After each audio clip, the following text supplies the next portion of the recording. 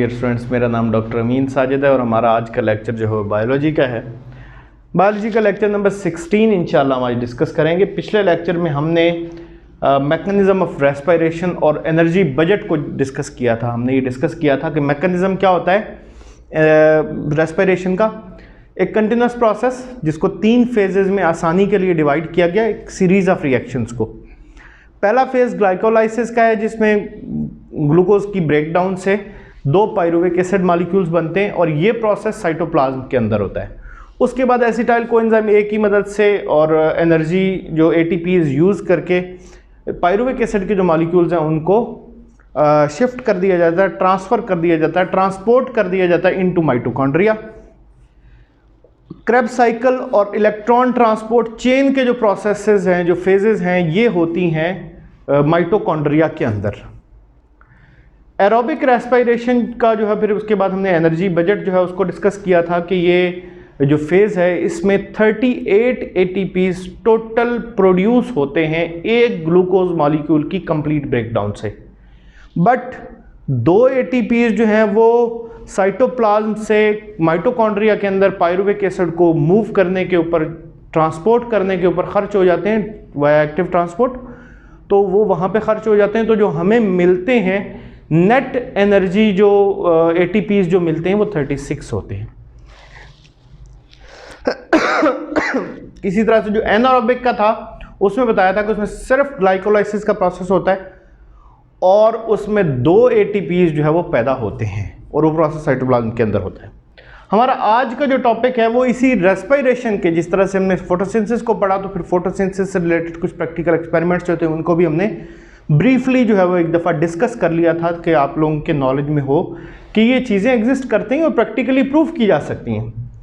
हमारा आज का जो लेक्चर है उसमें के भी 2 हिस्से हैं। एक तो हम जो है वो जो रेस्पिरेशन का प्रोसेस है उसके हवाले से 2 एक्सपेरिमेंट्स जो उनको डिस्कस करेंगे और उसके बाद फिर हम फोटोसिंथेसिस रेस्पिरेशन का डिफरेंस और एरोबिक और एनारोबिक रेस्पिरेशन के डिफरेंस को डिस्कस करेंगे। ये इस चैप्टर का हमारा आखिरी लेक्चर होगा। इंशाल्लाह हम अपने अगले लेक्चर में नेक्स्ट जो भी चैप्टर होगा उसको स्टार्ट करेंगे। अगर हम पहले एक्सपेरिमेंट की बात करें तो पहला एक्सपेरिमेंट जो है उसमें हमारा प्रॉब्लम जो है जिसको हम सॉल्व करना चाहते हैं, बायोलॉजिकल प्रॉब्लम जिसको हम सॉल्व करना चाहते हैं, बायोलॉजिकल मेथड को हमेशा ज़हन में रखा करें, सारी चीज़ें उसी के अंडर जो है वो बायोलॉजिकल स्टडी होती हैं। तो पहला जो हमारे पास जो प्रॉब्लम है वो ये है कि क्या वाकई रेस्पिरेशन के दौरान कार्बन डाइऑक्साइड प्रोड्यूस होती है। This is a problem, we want to know whether it is true और फॉल्स। कार्बन डाइऑक्साइड रेस्पिरेशन के प्रोसेस में पैदा होती है या नहीं, इस पे हम अपना हाइपोथेसिस डेवलप करते हैं और वो हाइपोथेसिस ये है कि हम इस बात को मान लेते हैं कि कार्बन डाइऑक्साइड पैदा होती है, कार्बन डाइऑक्साइड पैदा होती है।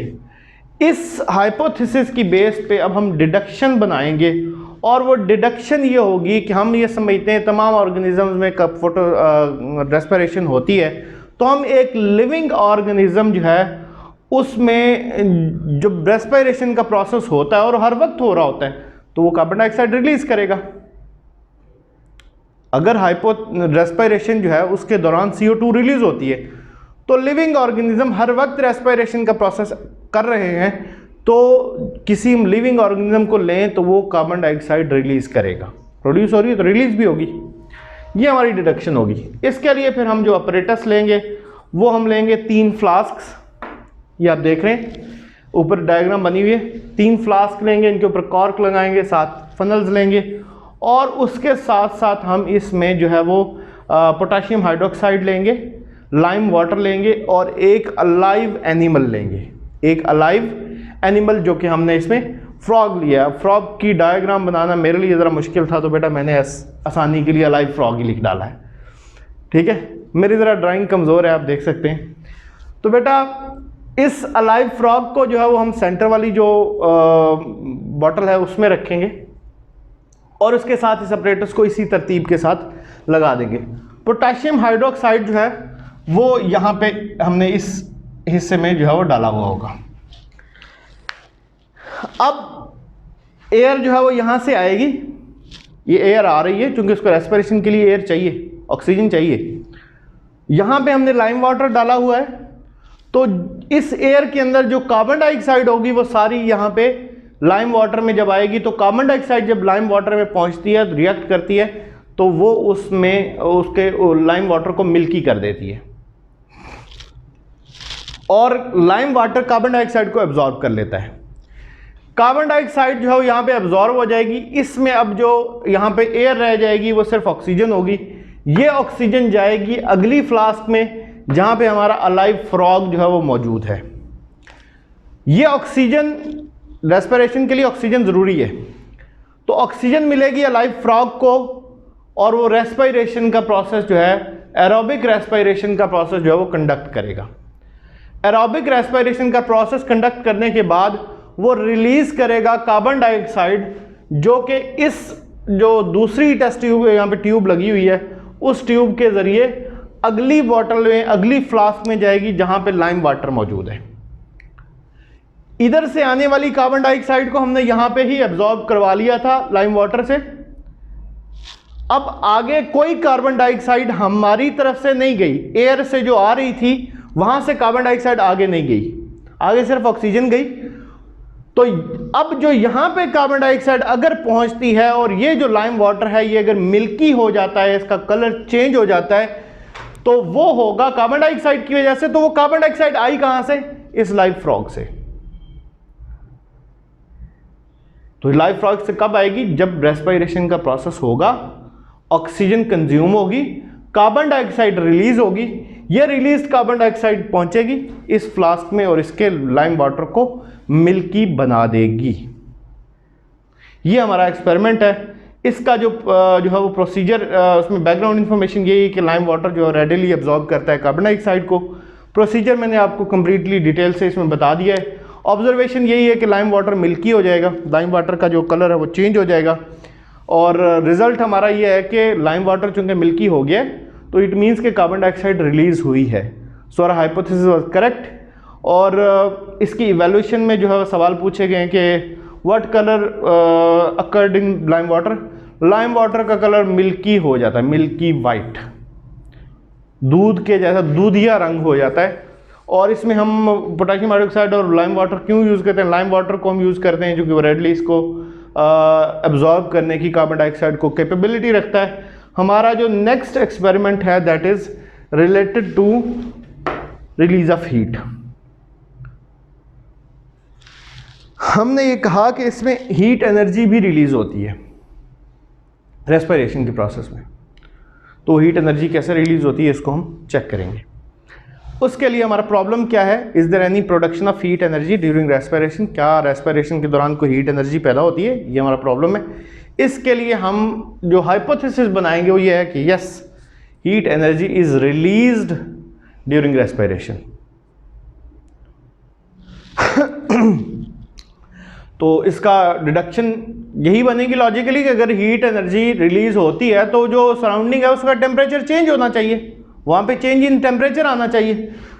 तो उसके जो है temperature, thermometer is placed in the apparatus where respiration is being carried out would show a rise in temperature. अगर हम जहाँ पे रेस्पिरेशन हो रही है वहाँ पे टेम्परेचर रखें, थर्मोमीटर रखें, तो उसके में टेम्परेचर में राइज आएगा।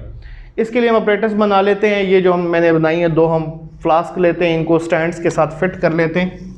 इनके जो है वो यहाँ पे स्टैंड्स लगा लेते हैं, इसको अलग से स्टैंड जो है उसके साथ लगा देते हैं, फिक्स कर देते हैं। और उससे पहले अपने करना यह है कि germinating seeds, alive seeds, P seeds, मटर के दाने लेने, अलाइव, ताज़ा मटर के दाने लेके उनको जो है वो हमने सॉर्ट आउट करना है, फ्रेश उसमें से सीड्स लेने हैं। फ्रेश सीड्स लेने के बाद जो आधे सीड्स हैं उनको 10 मिनट, इनको पहले इनको हाइपोक्लोराइड के साथ जो है ये क्लोरीन के साथ हमने वॉश करना है ताकि अगर कोई बैक्टीरिया वगैरह यहाँ पे हो तो वो सारे के सारे क्लीन हो जाए। और उसके बाद इसको हमने 10 मिनट तक बॉयल करना है। आधे, हाफ पी सीड्स जो है उनको बॉयल करना है। बॉयल करने के बाद एक उसमें फ़ायदा ये होगा कि बॉयल करने से डेड हो जाएंगे। बॉयल करने से जो लाइव पी सीड्स होंगे वो डेड हो जाएंगे। तो हाफ हमने ले लिए डेड, हाफ हमारे अभी अलाइव हैं। तो ये जो अलाइव है हमने एक फ्लास्क में डाले और डेड दूसरी फ्लास्क में डाल लिए। इसके बाद इनको इस तरह से फिट करने के बाद आगे कॉटन जो है इसके मुंह के आगे लगा के थर्मामीटर्स दोनों में फिट करने के बाद हमने इनको जो है वो छोड़ देना है। तो कुछ टाइम के बाद टेम्परेचर सराउंडिंग्स का हम कांस्टेंट रखेंगे, सेम टेम्परेचर मेंटेन करेंगे जिस जगह पे हम ये एक्सपेरिमेंट कर रहे होंगे। कुछ टाइम के बाद हम ये देखते हैं कि जो अलाइव सीड्स थे, जो लाइव सीड्स थे, उसमें जो थर्मामीटर लगा हुआ उसमें टेम्परेचर जो है वो राइज होना शुरू हो जाता है, लेकिन जो डेड सीड थे वहाँ पे टेम्परेचर की कोई चेंज नहीं आती। तो इससे हमें पता चला कि चूँकि इनमें तो रेस्पिरेशन हो रही थी ना, तो रेस्पिरेशन की वजह से वहाँ पे जो टेम्परेचर जो है डिफरेंस क्रिएट हुआ, टेम्परेचर इंक्रीज हुआ। तो ये हमारी ऑब्जर्वेशन की टेम्परेचर इंक्रीज हमने नोट किया। इसमें रिजल्ट किया है कि रेस्पिरेशन जो लाइव सेल्स में होती है उसमें टेम्परेचर इंक्रीज होता है। और एरर एनालिसिस यही कि हमें फ्रेश सीड्स लेने हैं जो अलाइव हों, डेड सीड्स जो हैं वो उनमें रेस्पिरेशन का प्रोसेस नहीं होता। तो केयरफुली हमने इसको चूज़ करना है। इवैल्यूएशन में क्वेश्चन पूछें कि फ्लास्क जो है कम्प्लीटली फिल क्यों नहीं जाती, क्योंकि एयर स्पेस दी हमने, ऑक्सीजन चाहिए होती है वो यहाँ पे मौजूद हो एनवायरनमेंट में रेस्पिरेशन के लिए, और कार्बन डाइऑक्साइड जो है वो रिलीज होगी तो उसके लिए भी जगह होनी चाहिए कि वो जा सके, क्योंकि नीचे से हमने उसको कॉटन के साथ लॉक कर दिया है।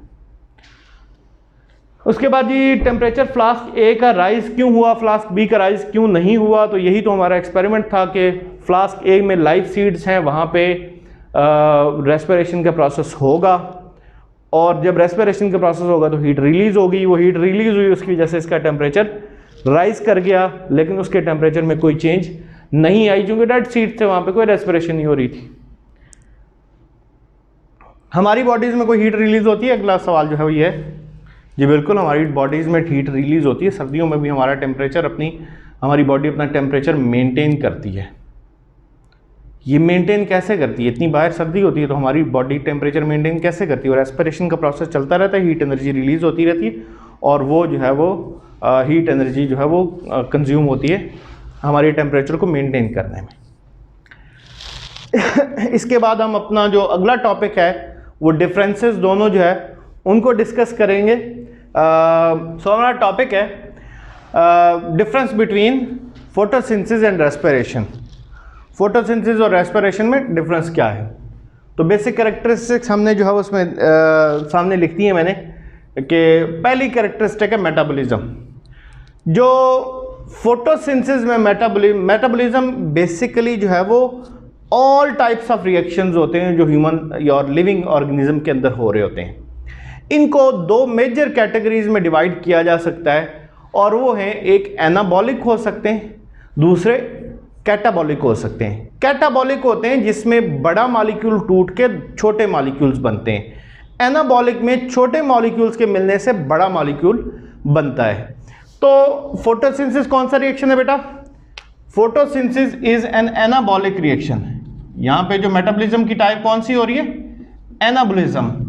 और रेस्पिरेशन में कैटाबॉलिज्म। इसी तरह से जो एनर्जी इन्वेस्टमेंट हो रही है या प्रोडक्शन हो रही है, फोटोसिंथेसिस में लाइट एनर्जी इन्वेस्ट होती है, लाइट एनर्जी यूज की जाती है और बॉन्ड्स बनाए जाते हैं। जो स्मॉल मॉलिक्यूल से लार्जर मॉलिक्यूल बनाना हो तो उसके जो बॉन्ड्स बनते हैं वो उस लाइट एनर्जी को यूज करके बनाए जाते हैं। तो यहां पे क्या होगी? इन्वेस्टमेंट होगी ऑफ लाइट एनर्जी। यहां पे क्या होगी? इन्वेस्टमेंट ऑफ लाइट एनर्जी होगी, और यहां पे प्रोडक्शन ऑफ एटीपीज होगी। एटीपीज की प्रोडक्शन होगी। एटीपी सोर्स ऑफ एनर्जी है, एनर्जी करेंसी है हमारी बॉडी की, लिविंग ऑर्गेनिज्म की जो है वो एनर्जी करेंसी है। इसमें अगला जो पॉइंट है कैरेक्टरिस्टिक है वो ऑर्गेनिज्म केपेबल कौन से हैं। इसके लिए जो फोटोसिंथेसिस है वो साइनोबैक्टीरिया कुछ होते हैं,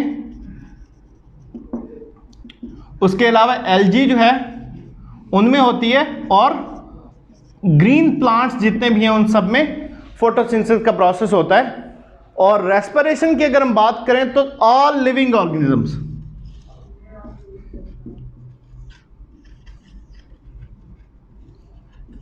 तमाम के तमाम लिविंग ऑर्गेनिज्म में रेस्पिरेशन का प्रोसेस जो है वो होता है। साइट ऑफ अकरेंस ये जो फोटोसिंथेसिस है ये कहाँ पे होती है? फोटोसिंथेसिस होती है पिगमेंट्स में, ग्रीन पिगमेंट्स जिनको हम क्लोरोप्लास्ट कहते हैं। ये कहाँ पे होती है? क्लोरोप्लास्ट में। जबकि रेस्पिरेशन का प्रोसेस हमने देखा था कि जो ग्लाइकोलाइसिस का प्रोसेस था वो कहाँ पे होता था? साइटोप्लाज्म में। और जो क्रेब्स साइकिल और इलेक्ट्रॉन ट्रांसपोर्ट चेन का प्रोसेस था वो होता था माइटोकॉन्ड्रिया में। Mitochondria power house of the cell कहलाता है, क्योंकि यहां पे जो सेल को एनर्जी रिक्वायरमेंट्स होती हैं वो माइटोकॉन्ड्रिया से पूरी होती हैं। लास्ट पॉइंट इसमें है साइट ऑफ अक्रेंस। ये कहां पे होता है? मतलब sorry, this is time of occurrences. Site of occurrences तो हम पहले डिस्कस कर चुके हैं। टाइम ऑफ अक्रेंस ये डे टाइम में होती है। फोटोसिंथेसिस हमें सनलाइट चाहिए होती है ना इसके लिए, तो सनलाइट दिन के टाइम पे अवेलेबल होती है, तो दिन के टाइम पे फोटोसिंथेसिस का प्रोसेस होता है। और ये जो रेस्पिरेशन है वो ऑल टाइम होती है, वो दिन रात का उसमें कोई डिफरेंस नहीं है। रात को इवन प्लांट्स भी रेस्पायर कर रहे होते हैं, रेस्पिरेशन का प्रोसेस कर रहे होते हैं, दिन को भी कर रहे होते हैं। तमाम लिविंग ऑर्गेनिज्म में हर वक्त रेस्पिरेशन का प्रोसेस होता रहता है। ये हमारा था टॉपिक रेस्पिरेशन और फोटोसिंथेसिस के डिफरेंस का। हमारा जो नेक्स्ट टॉपिक है वो है difference between aerobic and anaerobic respiration. तो एरोबिक और एनारोबिक रेस्पिरेशन को हम डिस्कस कर चुके हैं, उसको इंशाल्लाह हम जो है वो नेक्स्ट अपने डिफरेंस में उसको भी डिस्कस करते हैं। सो हमारा जो नेक्स्ट टॉपिक है वो है difference between aerobic and anaerobic respiration. Aerobic और एनारोबिक रेस्पिरेशन को अगर हम कंपेयर करते हैं तो सबसे पहली जो चीज़ है इसमें जो डिफरेंस है मेन वो है ऑक्सीजन का। In case of aerobic respiration oxygen की जो प्रेजेंस है वो मैंडेटरी है, yes, and it is not required in anaerobic respiration. अगर हम यहाँ पे नंबर ऑफ एटीपीज जो प्रोड्यूस होते हैं, नेट जो हमें मिलते हैं, जो हमारा नेट प्रॉफिट उसमें होता है, उसकी बात करें तो यहाँ पे 36 एटीपीज पैदा होते हैं, जबकि एनारोबिक रेस्पिरेशन में सिर्फ 2 एटीपीज पैदा होते हैं। अगर हम बात करें इसकी फाइनल प्रोडक्ट्स की तो एनारोबिक रेस्पिरेशन की जो फाइनल प्रोडक्ट्स हैं वो हैं CO2 कार्बन डाइऑक्साइड और H2O वाटर, जबकि एनारोबिक रेस्पिरेशन की प्रोडक्ट्स जो हैं उसमें लैक्टिक एसिड है, एथेनॉल है और उसके साथ साथ CO2 भी यहां पे पैदा होती है। पायरुविक एसिड से जब लैक्टिक एसिड पायरुविक एसिड से जब एथेनॉल बनता है तो वहां पे CO2 भी पैदा होती है। इसी तरह से अगर हम इसकी साइट ऑफ अक्रेंस की बात करें कि होती कहां पे है, तो एरोबिक रेस्पिरेशन जो है वो साइटोप्लाज्म में भी होती है। Remember the process of glycolysis, वो कहां पे होता है? साइटोप्लाज्म में। उसके अलावा ये माइटोकॉन्ड्रिया में भी होती है। Process of Krebs cycle and electron transport chain, ये प्रोसेसेस कहां पे होते हैं? माइटोकॉन्ड्रिया में, the power house of the cell. और एनारोबिक रेस्पिरेशन जो है उसमें सिर्फ एक प्रोसेस होता है और वो होता है ग्लाइकोलाइसिस का, और वो कहां पे होता है स्टूडेंट्स? Exactly cytoplasm. अब अगर हम इसकी इंपॉर्टेंस की बात करें तो जो एरोबिक रेस्पिरेशन है वो मेजर सोर्स ऑफ एनर्जी है फॉर